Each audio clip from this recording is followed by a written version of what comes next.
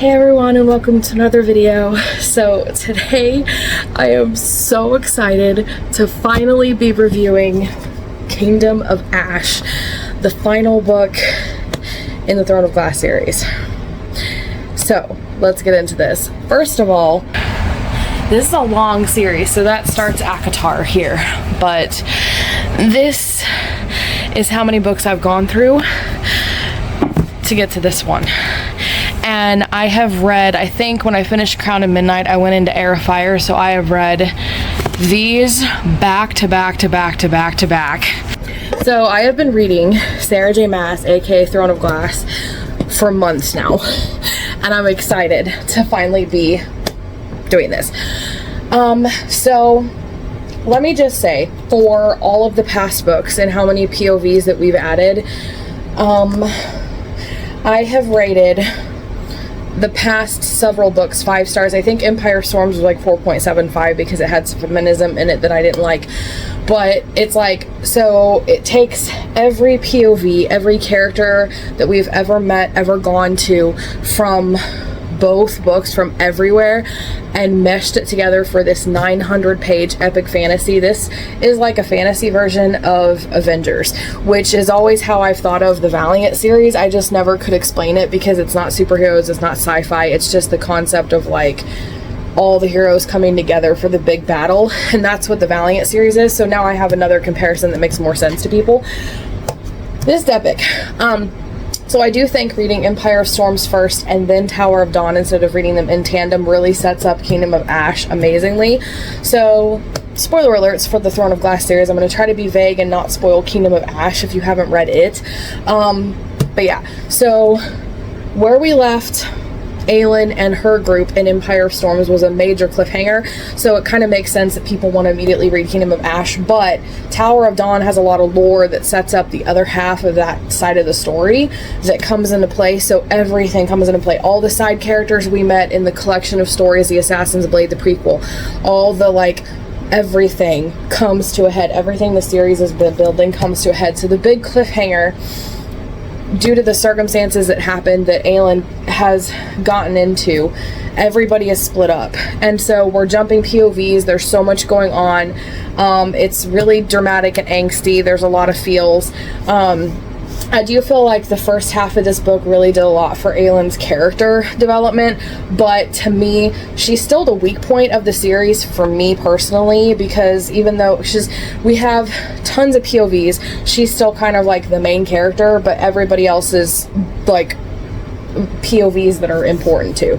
She's just like the main one, even though we have multiple main characters, if that makes sense. But to me, for half of it, like, her development kind of plateaus, and I would have liked to see more. There is a circumstance at the end of the book, toward the end of the book, where, without spoiling things, basically it's the same old Aelin. Like, there is a moment that I really loved where she lets her court, her people, take a vote, and she seems to listen to them and decides to do this plan with one other person that can help her, and they team up, they work together. But then in the middle of the circumstance, it's really dramatic, it's epic, it's very well written, it's a lot of heavy lore and magic and stuff happening, big stuff. But halfway through that plot point, or that moment, that scene, she kicks the other person out and decides to do things herself, and it's same old Aelin that came up with a plan, hid it from the people that matter the most to her, didn't tell them, and handles it herself, and is the big bad, you know, female character, girl boss, to do everything herself. And that frustrated me a lot, because it's just like, it is just zero development on her part to actually do something with everybody else. But it was one moment, and this book had so much. There was non-stop action, non-stop stuff going on, and when you hit a certain point in this book, I don't know if it's exactly the halfway point, but at some point it's just battle after battle after battle after siege after siege after siege. And it's kind of reassured me in a way about Samurai, because back in the day I used to be really insecure that Samurai was such a long book filled with a lot of long sieges. That is nothing compared to this, and people love this book. So if they can handle this book, they can handle Samurai easy. Trust me. So I'm not insecure about that anymore. It is epic. It is action-packed. And these are the type of epic, this is true epic fantasy, although it still does, it leans toward romancy, because there are romances in there that do end like romances are supposed to, if you catch my drift. So it does have that. I feel like true epic fantasy doesn't have romance in it. I mean, it could, but they're not necessarily happy. It's just the plot. But either way, anyways, it's still action-packed. It's true epic fantasy in the sense that we have those epic fantasy battle sieges that I love. That, like, reminds me of, like, Lord of the Rings, The Hobbit with the Battle of Five Armies, Kingdom of Heaven, even though that's historical. There's the one Chinese one with the wall. I can't remember the name of it. But any movie where there's a big epic siege that, like, is so epic and fun to watch, it's like what this book is. And you're jumping around. Every character's going through stuff, and I feel like every character except for Aelin, really, other than the first half of the book, goes through major character arcs. The romances have their own character arcs, again, except for Aelin and Rowan. Like, they go through a lot in this book, but they still don't have any development or, like, a, you know what I mean? I love Elide and Lorcan. They had a moment in battle aftermath scene that I cried. It was so epic. Oh my gosh, so dramatic. I still love Chaol and Yrene. Their story in this is really interesting, and Chaol's story kind of coming to a head is really interesting, with him and his father and his backstory and all of that coming in. Dorian was actually one of my favorite characters in this book, which is really funny because I remember in Throne of Glass, my review will probably be here. I'll be sending you guys there at the end. I hated Dorian. I thought he was a whiny little spoiled brat prince, and it's so funny because his development has had the biggest, I feel like the biggest arc and the biggest change throughout the whole series, because the difference between him and some of the other characters, like Lorcan, for example, that has a big character arc, is that he was there from the beginning. So I feel like he's had so much more time to change as opposed to everybody else, with the exception of Aelin. But her development kind of plateaued, I feel like, after Heir of Fire. I think it might have been Queen of Shadows, one of those two. When you read a bunch of books back to back to back, it gets confusing. So I love Dorian. I was really excited that he got some really epic moments in this book, because the one thing that was driving me crazy at the end of Empire of Storms that was not a problem in Tower of Dawn was the feminism taking too far. Like, I can be a good feminist, like, but I also am really against modern day feminism. Healthy feminism is what I like to consider myself. But, like, you know, the basics, like women's rights and all that stuff. Modern day feminism to me is really annoying, because it's like the end of Empire of Storms, and at some points in this book a little bit, it's like the girls being epic and strong female characters done in a way that to me is actually not pleasing or fun to read or empowering to me to read as a woman, at the expense of the male characters. So the male characters are demeaned in order to make the female characters more important, and that's to me bad feminism and a bad example of strong female characters. Yrene from Tower of Dawn is a good example of it done rightly. Elide is another example of it done rightly, because for Yrene to have her big epic hero moments that she has in this books are so epic, but it's not at the expense of Chaol. For example, in Tower of Dawn, he still has his own arc, he still has his own development. Same with Elide. Lorcan still has his arc. There were times in this one that she got mad at him, and I was infuriated because she hated him, and I was so mad, but it pays off with their romantic arc kind of coming to a head in that epic moment. Whereas when it comes to, like, Aelin, a lot of times, like, every time she does something epic, usually, for the most part, until the very, very end, it's at the expense of Rowan being weak and pathetic in order for her to seem stronger, and I hate that. Now, the very, very end, the final big boss fight, everybody, it's like one of those moments where it's like, again, the Battle of the Five Armies is how my cousin describes it, so everything comes together, big battle, big siege, big boss fight, everything coming to an end, all the players on the board, all the chess pieces are like in the center, everybody's doing something, so we've got every POV, we're jumping, everybody has a part to play. And at first it started out where it was like Aelin gets to be the boss and do everything herself, but then And then Rowan, instead of going out to help her, was like, well, we'll just stay and protect the citizens because that's what she wants to do. And I'm like, really pathetic.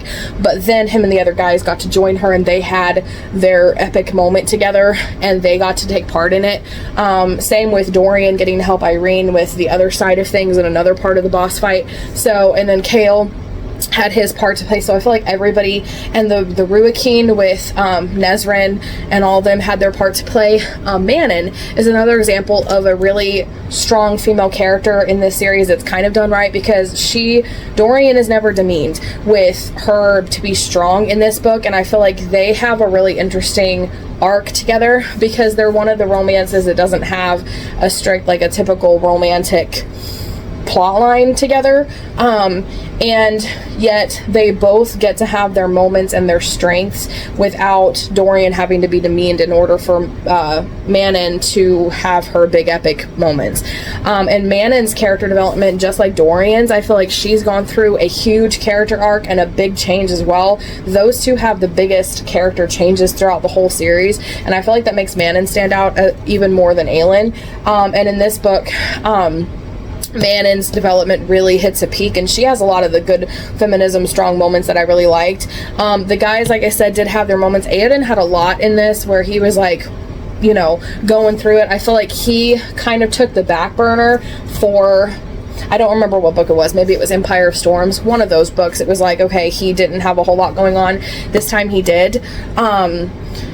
The bad guys are really bad. They're really epic. There's a lot of twists, a lot of lore thrown in there that was like really exciting to read. I was worried that it was going to end predictably in a positive way, and part of me wanted, even if it did have a positive or a happy ending, I still wanted some twists thrown along the way to throw me off, if not some character deaths or something to make it unpredictable, you know, or a twist ending or that sort of thing. I didn't know if it was going to end happy or sad, you know, that kind of thing. To me, without spoiling anything, it did end in a satisfying way. We did have some deaths. There wasn't like shockingly stuff, but I feel like the boss fights were written so intensely that it kind of made up for that. And there was a lot of like, especially on Aoden's side of thing, there was like loss after loss after loss in terms of battles. And he was just, him and everybody on that side of thing was just like going through it so much that it was kind of nice to have the other people show up and like that whole thing coming to a head, like Battle of the Five Armies from The Hobbit. So yeah, overall, it's like, for me, I've rated, I think, Heir of Fire and Queen of Shadows 5 stars. Empire of Storms was 4.75 stars due to the ending with Aelin and Lysandra making a plan, not telling the guys about it, and it's a plan that they did non-consensually, and if the situation was reversed, it would be wrong for men to do that to women, but because it was women, it was okay, and it was portrayed okay, and that was never fully addressed in this book. If anything, Aoden was mad at Lysandra, took it out on her, and then he was the one who had to apologize, so I didn't like that. Tower of Dawn was 5 stars for me, and so it's like, I've rated past books in this series 5 stars when this one is more epic, more POVs, more battles, more going on, more angst. So I have to rate this 5 stars just because it is more, it is better than the other books in that sense. I would say the only drawback that I really have is the feminism in Empire of Storms, and that does come up in this one periodically. So there's a lot of angst. It's not like, I guess I was kind of like expecting more angst, but there was plenty in there that did keep me hooked. And I mean, it's the longest book I think I've ever read. It's 900 pages. Let me see. Okay, that is the author note, so I didn't read the author note. So it's 980 pages long. And I read it in a fairly short amount of time. I think I started this on July. Let me pull up my Goodreads. Because it's the longest, I think this does actually officially hold the record for the longest book I've ever read. Okay, so I started this, I think, on July 24th, and it's now August 14th. So it's been a couple of weeks, but for 980 pages, being the longest book I've ever read, I feel like I got through it pretty fast. I got through this one faster than I did, like, some of the other ones where it took me a whole month to get through, like, you know, Empire of Storms or Queen of Shadows or whatever. So overall, 5 stars. It is really good, and it is a perfect ending to this Throne of Glass series. Whether I like it more than ACOTAR, I can't tell, because it's like really hard to compare the two, because ACOTAR is written to be a romantasy, so it's like the romance takes the priority, and the big overarching plot doesn't get as epic in nature because we don't jump POVs. There's not any epic battle. There's battles, but there's not epic battles and sieges, and like it's just completely different. Both series are, so I couldn't compare them. And I would say ACOTAR actually doesn't have feminism in it in a way that bothers me like this one does. So they have their pros, they have their cons, and it's really hard to compare the two. And I do love them both, and they've officially set in stone that I love Sara J. Maas. She's my favorite author in the group of my favorites, among my favorites, and it's super inspiring to me as an author, and I really love her. And I'm excited to read Crescent City, but I do need a break because I don't think I'm going to like the main character in Crescent City, because she has an attitude similar to Aelin, and I'm tired of the girl boss, sassy, arrogant, narcissistic, I can do everything, I don't have to tell anybody anything, and I can do all this myself, and I'm going to demean the men, and I can do this myself, and the feminism, and like I just need a break from that. And I just need a good male character book. For the fact that I do love this series, and it is a 5-star series for me, I just need a break. And I think a lot of it has to do with fatigue, because I read from Heir of Fire on, I'm pretty sure I just read these books back to back to back to back to back when most people are like taking breaks and stuff. And so for me, it's like the fatigue caught up, but I loved this book, and it's one of those where I was excited to read it every night. And so that's kind of a good indicator that like you're reading a book that you like if you want to read it every night. So overall, those are my thoughts on Kingdom of Ash. A lot happened. There were a lot of moments that were really epic. I loved to read it. It was really exciting. And yeah, so what do you guys think of Kingdom of Ash and the Throne of Glass series as a whole? Let me know in the comments below what you think and stuff. And if you liked this video, please be sure to give it a like and subscribe for more writing and reading videos every Monday, Wednesday, and Friday. And if you're watching this, I assume you've seen all of my reviews for the Throne of Glass series. If you haven't, go check out my review for the actual Throne of Glass book, the first one.